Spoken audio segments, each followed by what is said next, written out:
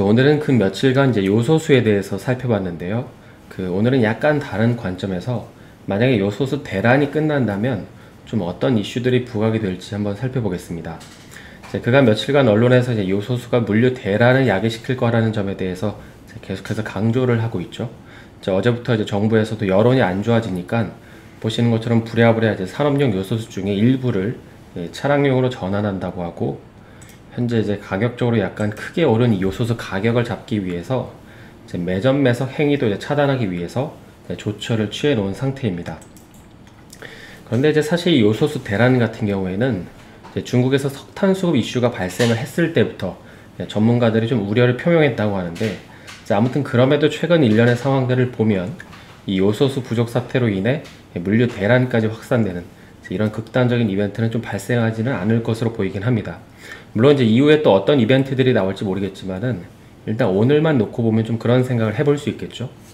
그런데 이제 한편으로 또 생각을 해보면 이 요소수는 넣지 않는다고 해서 차량이 고장나는 것도 아니고, 그리고 이제 넣는다고 해서 차량 성능에 도움을 주는 것도 아니죠. 단순히 이제 환경 문제 때문에 이 요소수를 넣는 게 이제 의무화가 된 것이기 때문에, 만약에 이제 정말로 요소수 대란이 약간 심해지면 이 한시적으로 요소수를 넣는 제한을 이제 풀어줄 수도 있다는 의견이 있습니다. 그래서 이제 그러다 보니까 오늘 뭐 롯데정밀화학이나 이제 KG케미칼이 약간 일부 하락을 한 게 아닌가 싶긴 한데, 그런데 만약에 요소수를 넣는 제한을 완화해주면 한편으로는 이제 다시금 환경 문제가 부각이 되지 않을까요? 최근에 이제 높아지고 있는 미세먼지 수치가 조금 더 증가할 수 있겠죠. 따라서 만약에 약간의 환경 오염이 발생하는 걸 감수하더라도 우리가 물품을 조달받는데 영향을 주지 않겠다라는 이제 정책이 나오면 단기적으로는 이제 환경 오염, 그러니까 미세먼지 섹터가 조금 부각될 수도 있지 않을까 싶긴 합니다. 사실 이게 환경 오염을 막자고 해서 추진한 정책인데, 이제 그 정책을 완화를 해주면 당연히 이제 환경 문제가 거론될 수밖에 없기 때문이죠. 그래서 이거는 이제 보시는 거는 이 전 세계 공기 질을 보여주는 이제 사이트인데, 최근 들어서 중국이 이제 다시금 이 석탄 공장을 좀 돌리기 시작하면서 이제 미세먼지 수치가 올라오고 있죠. 만약 이런 상황에서 이제 한국에서도 이제 요소수 넣는 정책을 이제 완화해 준다면 조금 단기적으로 이제 부각이 될 수도 있지 않을까 싶긴 합니다.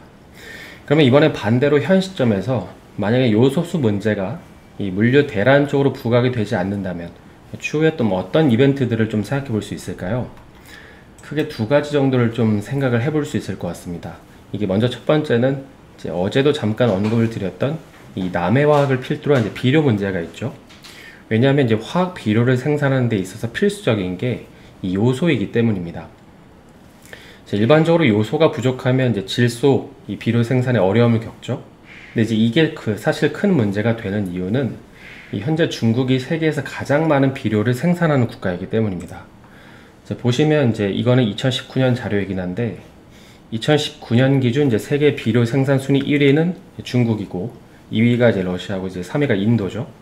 근데 이제 문제는 그 2위와 3위인 러시아와 인도의 생산량을 다 합쳐도 이제 중국의 생산량이 이제 부족하다는 것입니다.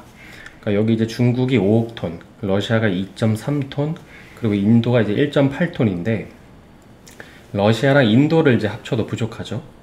따라서 이제 현재 그 물류 대란 이슈가 좀 잠잠해진 상태에서 이제 다음으로 생각해 볼 수 있는 거는 이제 오늘 일부 시세가 나왔던 이제 비료 이슈가 있는 것입니다.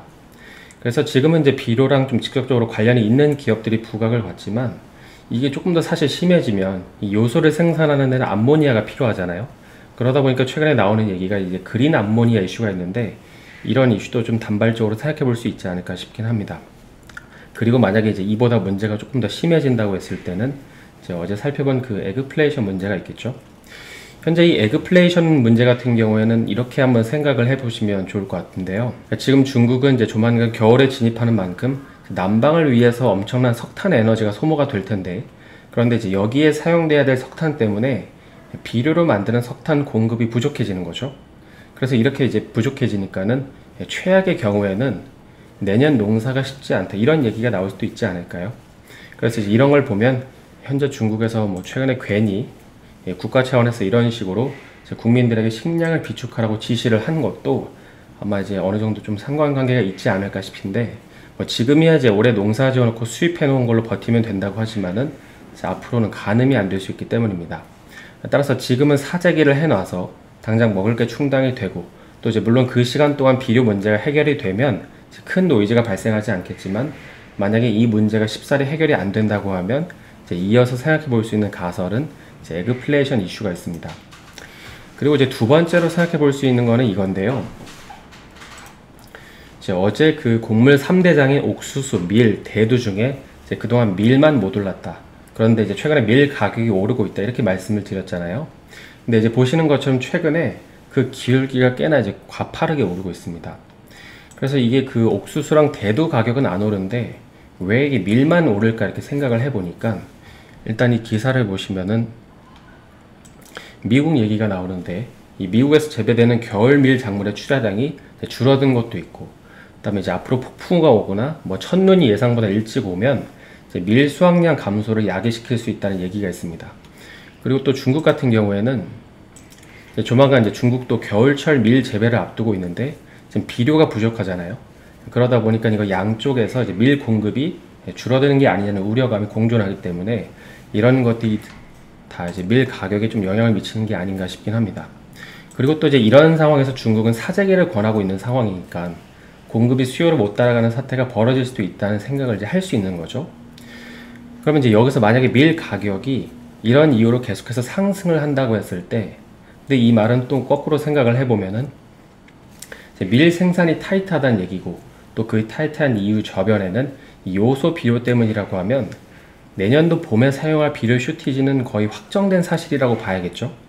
그런데 이 비료는 또 그 안을 들여다보면 이렇게 이제 질소, 인, 칼륨계 세 가지 비료로 나뉘는데, 뭐 지금이야 이제 비료라고 하면 다 오르지만, 지금 여기 이제 질소 비료 같은 경우는 이제 요소 비료니까 상관이 없고 이미 이제 문제가 되고 있기 때문이죠.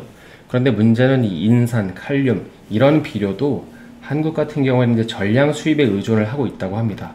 뭐 물론 이제 저도 각각의 쓰임새만 알지 뭐 기업까지 연결이 된 건 아닌데, 그런데 한편으로 현재 이 세 가지 모두를 생산하는 기업이 미국의 이 뉴트리엘이라는 기업이 있습니다. 근데 주가를 보시면 최근에 거의 뭐 역사적 신고가를 계속 갱신을 하고 있죠.